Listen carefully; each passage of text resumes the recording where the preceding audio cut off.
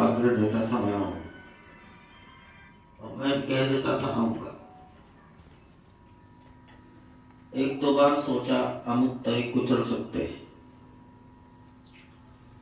लेकिन जिस कार्य में जुटे हैं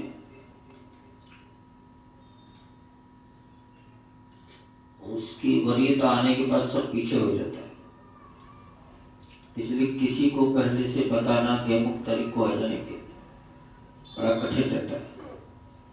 आज भी दुविधा थी 22, 23, 22 या 23, और अभी भी जल्दी जाने की इच्छा है।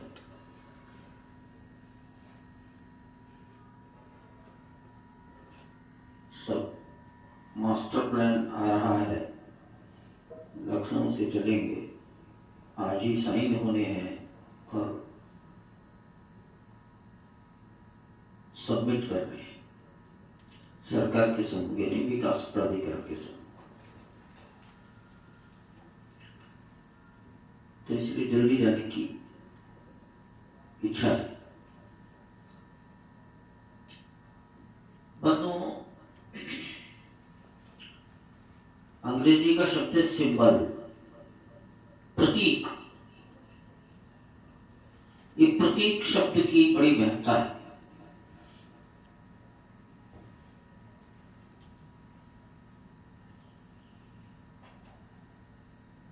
उन्नीस सौ सैतालीस में राज्य सत्ता का परिवर्तन हुआ।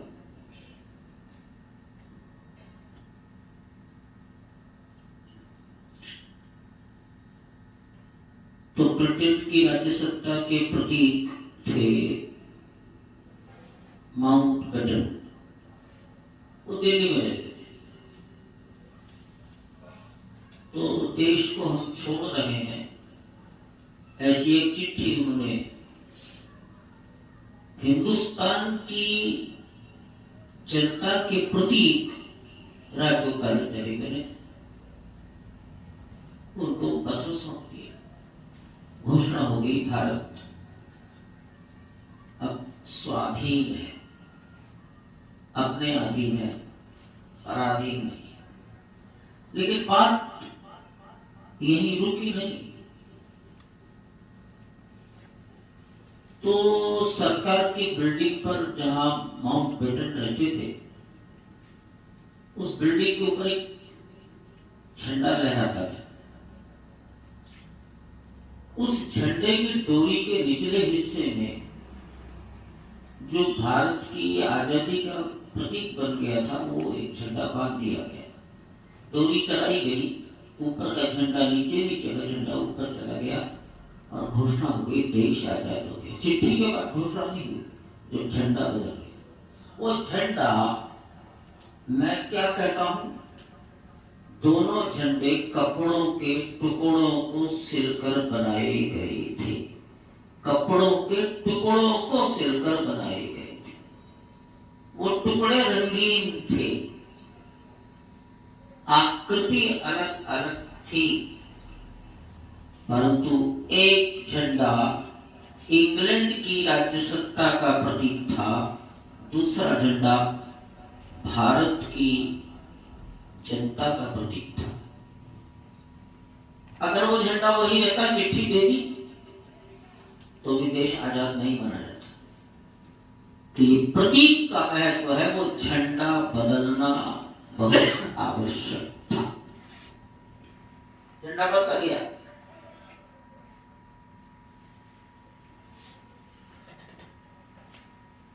आपको देश को कानून चाहिए, तो एक 20, 25, 30, 50 लोगों की टोली बना दी गई कि भारत का कैसा कानून हो, लिखिए। तो जानकार लोग तो यही कहते हैं कि जैसा पहले था उसी में थोड़ा बदल हो गया। लेकिन ये हमारे देश के लोगों ने आपस की बातचीत के आधार पर प्रयास के साथ लिखा है, उस पर सबके सिग्नेचर हुए हैं, इसलिए वो भारत के द्वारा लिखा गया संविधान।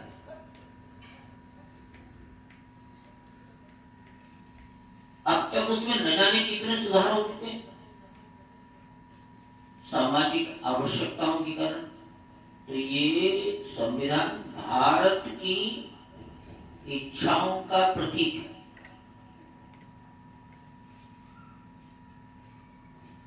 चौराहों पर मूर्तियां रखती है, बहुत दिनों से रखती है।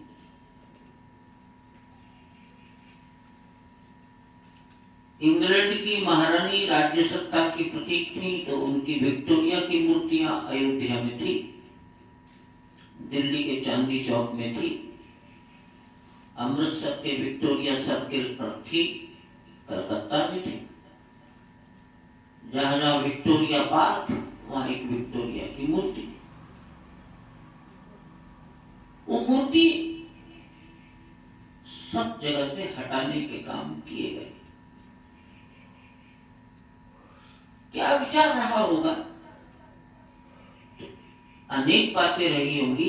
एक विचार ये, आने वाली संतानें, बच्चे अपने माता पिता को, अपने गुरुजन को पूछेंगे ये कौन है, तो उत्तर क्या है? ये मूर्ति जिसकी है ये कहाँ रहती है, इसका उत्तर क्या देंगे? इतनी दूर रहती है, वहां पैदा हुई, तो यहां मूर्ति क्यों लगी, इसका उत्तर क्या देगा? वो मूर्ति ब्रिटेन की राज्य सत्ता का प्रतीक थी, इसलिए सभी मूर्तियां शनह शनह देश से हटाई गई। किस कालखंड में हटाई गई, मुख्यमंत्री कौन था, प्रधानमंत्री कौन था, देखिए अध्ययन करिए। 26 जनवरी को प्रधानमंत्री इंडिया गेट के नीचे एक दीप प्रज्वलित करते हैं। एक ऊंचा स्टूल है, भाई 1950 में इस स्टूल पर कोई ज्योति जलती थी क्या? नहीं। तो वहां एक आदमी की खड़ी मूर्ति थी। वो आदमी भारत का नहीं है, ब्रिटेन का है, इंग्लैंड का है। उसका नाम है कुछ, वो मूर्ति हटी। कहाँ है? सुंदर मूर्ति क्यों हटाई? तो उस मूर्ति को देखने से स्वाधीन भारत में ब्रिटेन की राज्य सत्ता दिखती है। हटी।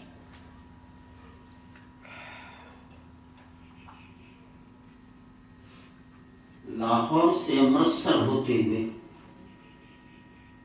अमृतसर से दिल्ली होकर कलकत्ता तक एक सड़क है, उसका नाम ग्रैंड ट्रंक रोड, नाम हटा। सड़क वही है, नाम हटा, क्यों?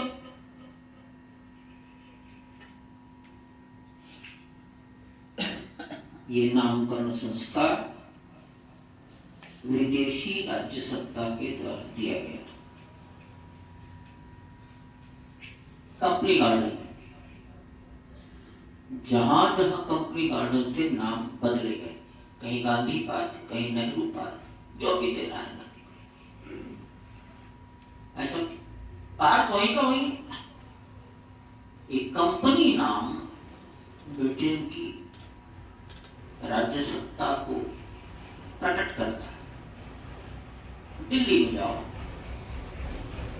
तो दिल्ली में कनॉट प्लेस और अजमेरी गेट को जोड़ती है रेल का पुल है, उसका नाम मिंटो ब्रिज। आज नहीं, आज नाम है शिवाजी पुल। पुल वही का वही, लोकेशन वही, लेकिन शिवाजी आ गए मिंटो के स्थान पर। 2 हॉस्पिटल है वहां,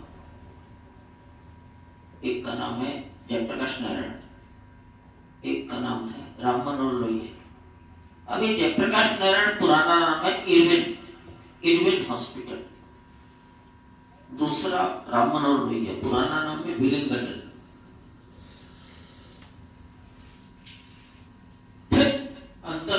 अपने अंदर प्रश्न करिए, क्यों परिवर्तन, क्यों? एक ही उत्तर है। संतान पूछती इरविन कौन, विलिंगटन कौन, मिल्टो कौन? क्या उत्तर? किन राज्य सत्ताओं के काल में ये बदले गए? किन की सत्ताएं थी? प्रधानमंत्री कौन थे, मुख्यमंत्री कौन थे, काउंसलर कौन थे? कलकत्ता किस राज्य सत्ता ने बदला? नाम हो गया कोलकाता। बॉम्बे नाम हो मुंबई, मद्रास, चेन्नई।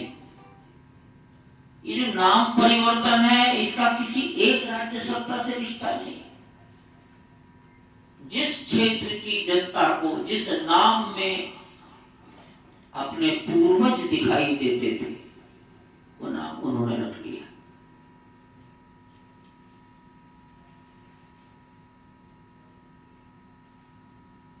जिस नाम में उन्हें गुलामी दिखाई देती थी, वो नाम हटा दिया।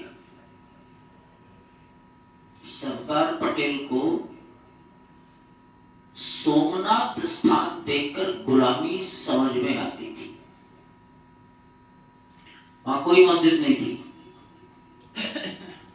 लेकिन वहां के खंडहरों को देखकर, वहां की कब्रिस्तान को देखकर उन्हें गुलामी दिखती थी। वो वहां उस सीमा तक सोच पाते थे। इसलिए उन्होंने संकल्प लिया, इसे हटाऊंगा। हट गया। मनुष्य जब स्वाभिमान के साथ चिंतन करता है, तब वो अंतर कर पाता है। दुनिया में ऐसा उदाहरण आया भारत की धरती के बाहर कि समाज ने कहा चर्च को गिरा दो। राजा भी चाहता था चर्च गिरा दो। सारा समाज चर्च का अनुयायी है, राजा चर्च का अनुयायी है। फैसला होता है चर्च गिरा दो। प्रश्न आया क्यों? कहा कि इस चर्च को देखकर अमुक देश की गुलामी याद आती है। अमुक हमारा देश जब अमुक देश के अंतर्गत पराधीन था, तब उन्होंने ये चर्च बनाया था, इसे हटा दो। इसे देखते ही वो काल याद आ जाता है। चर्च हटा, चर्च के अनुयायियों ने चर्च गिरा दिया। ये है स्वाभिमानी समाज के लक्षण। महंत अवेद्यनाथ जी ये कहा करते थे, जब मैं अयोध्या आता हूं, यहां जाता हूं देखने, तो ऐसा लगता है किसी ने मेरे पिता की हत्या करके लाश को पेड़ पर टांग दिया। लाठी लेकर खड़ा है, चुनौती दे रहा है, तेरे में हिम्मत हो तो अपने पिता की लाश को उतार दे, संस्कार कर दे। लाचार है, लाचार है। तो उस ढांचे को देखकर अपने पिता की लाश पेड़ पे लटकती हुई दिखाई देती है। ये महंत अवेद्यनाथ जी का विचार है, मैंने अनेक बार उनके मुख से सुना। उसमें उनको अपमान, अपना ही नहीं तो सारे हिंदुस्तान का अपमान दिखाई देता था।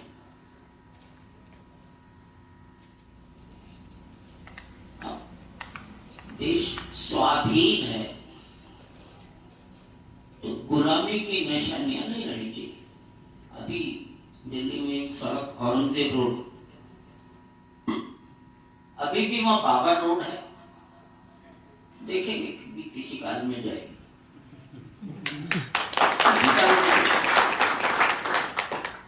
लेकिन हुमायूं, बाबर, अकबर रोड तो आज भी है, शाहजहां रोड है, औरंगजेब रोड हटी। वर्तमान और राज्य सत्ता ने उसको स्वीकार किया। तो ये शहरों के नाम बदलना, सड़कों के नाम बदलना, इन सब के पीछे की जो स्पिरिट है वो कॉमन है। एक ही विचार है, हमारे बच्चों को गुलामी याद नहीं आनी चाहिए। बस यही बात जो करते हो लागू करिए अयोध्या में। तो न 1 इंच इधर न 1 इंच इधर।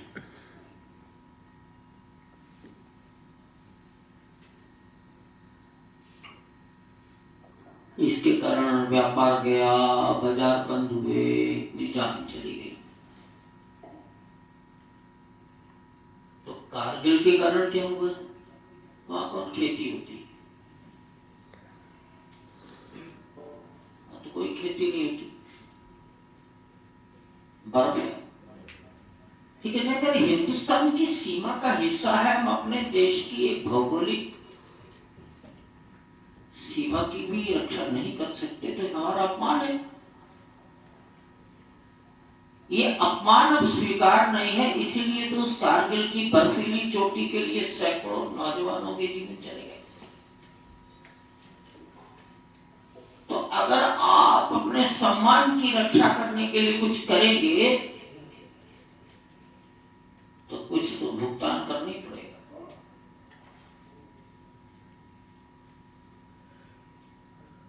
आप में से अनेक लोगों को याद होगा कि 1962 में पंडित जवाहरलाल नेहरू देश के प्रधानमंत्री संसद भवन के अंदर आंख में आंसू लेकर फूट फूट कर रोए थे।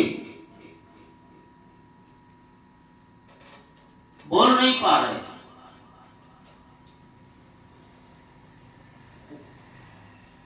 तो संगीतकार ने गीत गाया, ऐ मेरे वतन के लोग, रोए, सुन रहे हैं, रो रहे। भारत की संसद ने एक प्रस्ताव पारित किया है 1963 के आसपास, 1-1 इंच भूमि वापस लेंगे, 1-1 इंच। अभी तो 1 इंच भी नहीं दी, 1-1 इंच क्या लेंगे? लेकिन क्या भविष्य में भी नहीं लेंगे तो ये रेजोल्यूशन क्या है? क्या कागज का रद्दी का टुकड़ा है क्या? ये प्रस्ताव क्रियान्वयन के लिए होते हैं कि मौज मस्ती के लिए होते हैं? प्रस्ताव का संबंध है एग्जीक्यूट करो। कब करना है ये बता रहे, कब होगा एग्जीक्यूशन ये नहीं कहा जा सकता। जब होगा कीमत चुकानी पड़ेगी। वो कीमत शरीर के रूप में होगी, व्यापारी का व्यापार जाएगा। आखिर कोरोना में गया कि नहीं गया? युद्ध था ये भी एक प्रकार का। तो राम जन्मभूमि की मुक्ति ये हिंदुस्तान के सम्मान का विषय है। इसलिए यदा कदा मैं कह देता था ये मंदिर की लड़ाई नहीं है, ये हिंदुस्तान की मूंछ की लड़ाई है। जिसको समझ में आती है उसको समझ में आती है, जिसको नहीं आती नहीं आती। अंग्रेजों से देश बाहर आना चाहिए। जिसको समझ में आता था वो इसमें पागल रहते थे, जिसको समझ में नहीं आता था वो राय बहादुर बने जाते थे। राय साहब और राय बहादुर ये उपाधियां बटती थी।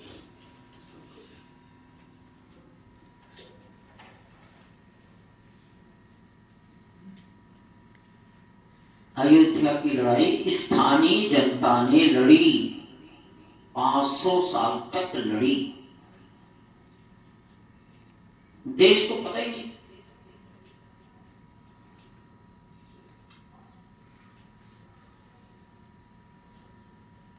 जब विश्व हिंदू परिषद के कार्यकर्ताओं को लगा ये विषय हमको समाज में पहुंचाना चाहिए, हो सकता है 10-20 लोगों के हृदय में थोड़ी सी अग्नि जलेगी। 8 साल लगे प्रयास करने में, लेकिन 8 साल में इतनी हृदयों के अंदर अग्नि प्रज्वलित हो गई कि ठीक 8 साल बाद ढांचा ही गायब हो गया। कोई युद्ध थोड़ी करना पड़ा किसी से, लेकिन इस सोते हुए समाज को थोड़ा सा राख हटानी पड़ी। सोते हुए समाज को जरा झकझोरना पड़ा, हिलाना पड़ा। तो भी हम ये मानते हैं कि हमने हिंदुस्तान की 10% आबादी को नहीं छुआ, छू ही नहीं सके। हाँ, सब मिला लें तो हो सकता है 4% 5% पॉपुलेशन को हमने स्पर्श किया, उतना ही पर्याप्त हो गया।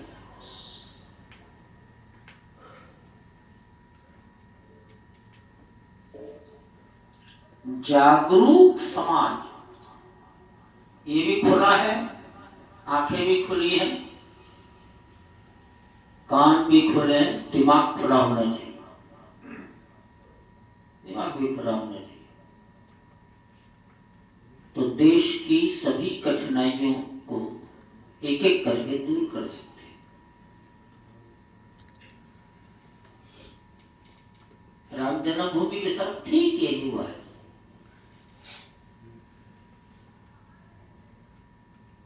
ये कहना कि राज्य सत्ता के कारण हो गया,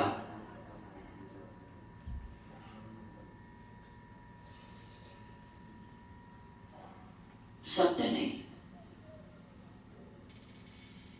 जिन लोगों की राज्य सत्ता थी, उन्होंने अपने काल में फैसला करके उल्टा क्यों नहीं करा दिया? वो टालते रहे, जब तक वो राज्य करते रहे। कोर्ट ने फाइलों को खोलने की भी इच्छा व्यक्त नहीं की।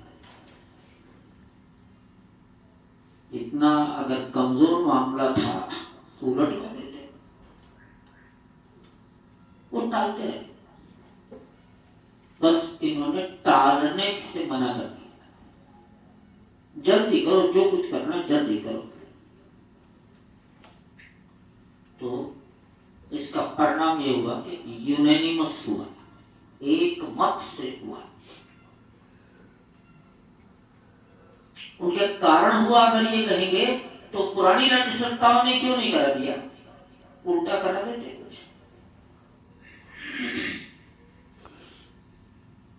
राम जन्मभूमि को इस राष्ट्र के सम्मान से जोड़कर देखिए। कारगिल और चाइना पर पारित किया गया प्रस्ताव, उस परिप्रेक्ष्य में स्टडी करिए। आज जो कुछ बन रहा है, अयोध्या को तो मंदिरों की नगरी आप सब जानते हैं। कोई 2-4 मंदिर है क्या? 1000 से ज्यादा मंदिर होंगे, और सभी मंदिर राम जी के।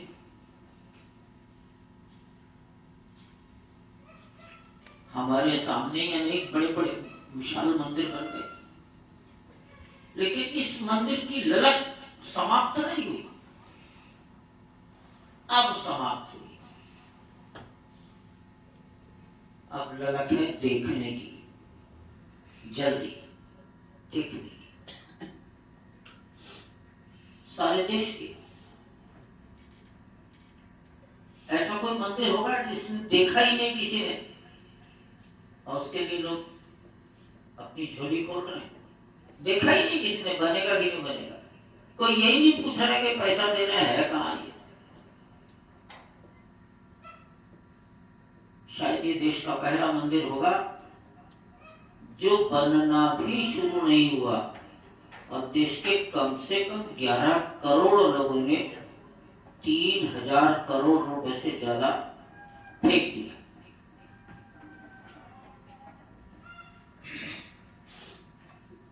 ये पहला मंदिर होगा जिसमें ऐसा कहीं हुआ है कि नहीं हुआ है। पुरातन तो हमने कभी सुना नहीं, भविष्य हमने देखा नहीं।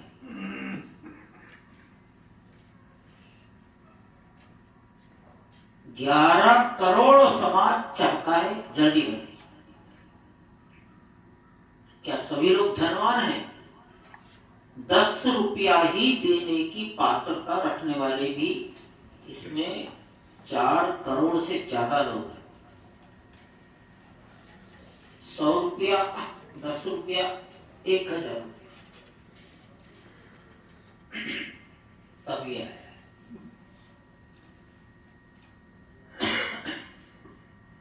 मंदिर पत्थरों का है।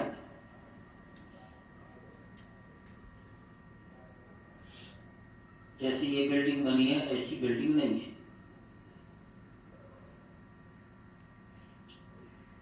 इस बीम में लोहा पड़ा है, वहां का बीम भी पत्थरों का है। छत पत्थर की, पत्थर को पत्थर से जोड़ने के लिए भी लोहा प्रयोग नहीं करेंगे। लोहे की आयु, पत्थर की आयु 1000 साल, तो लोहे की आयु 100 साल। तांबा इस्तेमाल करें। लगभग 18 लाख घन फुट पत्थर लगने की संभावना है। 3 भाग हैं पत्थर लगाने के लिए। मंदिर, हम यहाँ बैठे हैं, सड़क से हम कुछ ऊंचाई पर बैठे हैं, इतना इसका फर्श ऊंचा किया गया या पहले से है, तो उसका भी फर्श लगभग 20 फीट ऊंचा किया जाएगा। मनुष्य जिस तल पर पैदल खड़ा होगा उस तल से 20 फीट ऊंचा लेवल करेंगे। उस लेवल में भी लगभग 5.5-6 लाख फीट घन फीट पत्थर लगेगा। उसकी एक बाउंड्री वॉल बनेगी।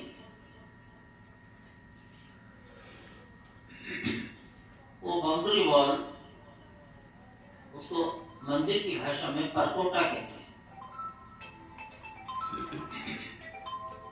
तो ये लगभग 3 स्थान, मंदिर का प्लिंथ फर्श और मंदिर का परकोटा, तीनों मिला लें तो लगभग 18 लाख घन फीट पत्थर एक जगह से मिल नहीं सकता।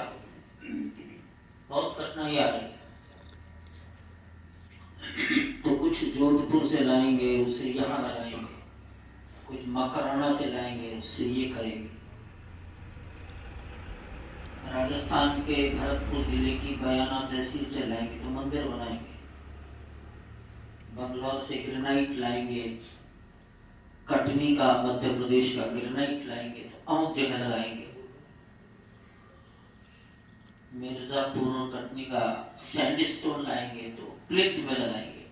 ऐसा सब गणित चल रहा है। कम समय में सारा पत्थर बिना किसी बाधा के मिल जाए, ये कोशिश है। और ये भी कोशिश है कि किसी गवर्नमेंट को 1 रुपए का भी टैक्स का लॉस ना हो। जमीन से निकली हुई वस्तुओं पर सरकार को टैक्स देना होता है, रॉयल्टी, 100% रॉयल्टी देना। छूट न मांगना, मांगने के पहले सोचना पड़ता है, सोचना भी नहीं। सरकार को रेवेन्यू लॉस नहीं होगा, जीएसटी लॉस नहीं होगा। सरकार का टैक्स है बिजली, दूसरा टैक्स है रॉयल्टी, किस है जीएसटी, इनकम टैक्स। 1 रुपए का लॉस नहीं होना चाहिए। तो इसलिए उनसे सहयोग नहीं मांगना। मार्केट में जो कुछ उपलब्ध है मार्केट के आधार पर व्यवहार करो, पूरा टैक्स दो। हाँ, काम में डिले रोकना, देरी नहीं होनी चाहिए, समय से काम पूरा हो, ये एक दृष्टि से काम कर रहे हैं। लगभग 360 या 361 फीट लंबा मंदिर है, 235 फीट के लगभग चौड़ाई है।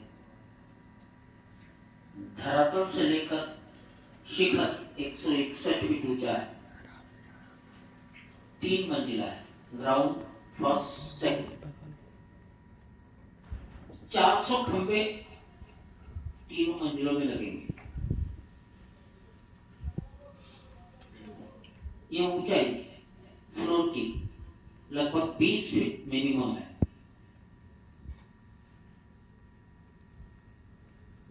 तो 400 खंभों के ऊपर खड़े होंगे, ग्राउंड फ्लोर के खंभे, फर्स्ट फ्लोर सेकंड फ्लोर, ऊंचाई ऐसा ये एक रचना है। केवल मंदिर का विचार करेंगे तो लगभग 2.5 एकड़ से ज्यादा, 3 एकड़ से कुछ कम।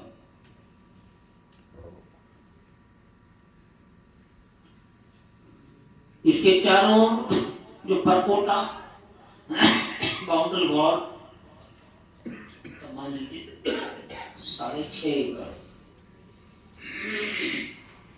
यात्री आएंगे, इनका झोला कहाँ रखा जाएगा, जूते कहाँ रखे जाएंगे, तो ये पिलग्रिमेज फैसिलिटी, इसका विचार कर लेंगे 18 एकड़। शेष जो 70 एकड़ में जमीन है उसमें अन्य चीजें। जमीन कम पड़ेगी, खरीदेंगे 1 रुपए की वस्तु चाहे 100 रुपए में खरीदनी पड़े, हमारी आवश्यकता है हम लेंगे। प्रेशर टैक्टिक्स का इस्तेमाल नहीं करेंगे, हमारी आपकी सहमति जितने रुपए में हो जाएगी ले लेंगे। 1 रुपए की वस्तु 100 रुपए में लेंगे, नकद पैसा नहीं देंगे, 1 टका भी आपके अकाउंट में डालेंगे, डायरेक्ट चेक भी नहीं देंगे, ड्राफ्ट भी नहीं देंगे, ऑनलाइन ट्रांसफर करेंगे, आप सरकार को टैक्स दीजिए। आपके पास इतना पैसा गया है, 1 रुपए की चीज के 100 रुपए गए हैं, तो आप इनकम टैक्स दीजिए, नहीं तो जाइए जेल में, तो टैक्स देंगे, सरकार को प्रॉफिट होगा। पूरी पारदर्शिता रहे, इस तरफ बहुत सजग हैं और हमारी इच्छा है कि 2 वर्ष में भगवान का दर्शन अपने मूल स्थान पर हो जाए। जय श्री राम, जय श्री राम। मंदिर कंप्लीट होने में हो सकता है 6-8 महीने और लग जाए, लेकिन गर्भगृह में आसन पर भगवान आ जाए।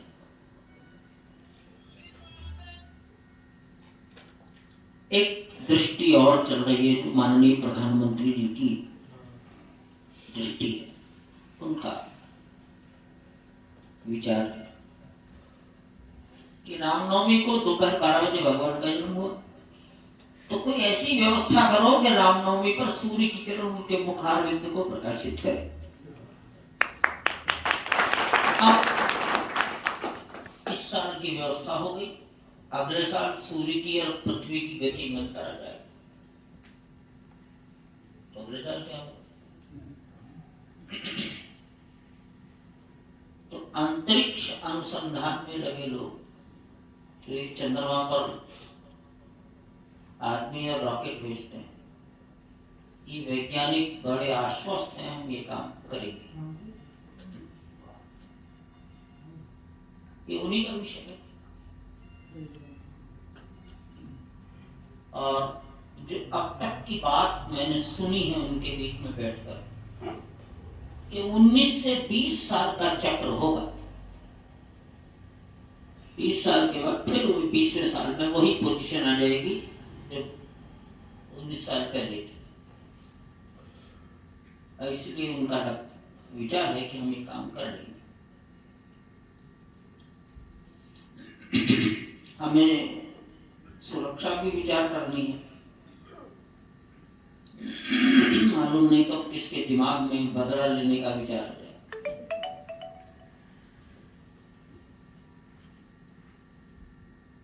तो एक अलग टीम है जो इस पर विचार कर रहे हैं। वो पुलिस ऑफिसर्स की ही टीम है और बड़े अनुभवी लोग हैं। भैया पत्थर जिला अध्यक्ष जी 1000 साल में हवा, पानी और धूप के कारण धीरे धीरे खराब होता है।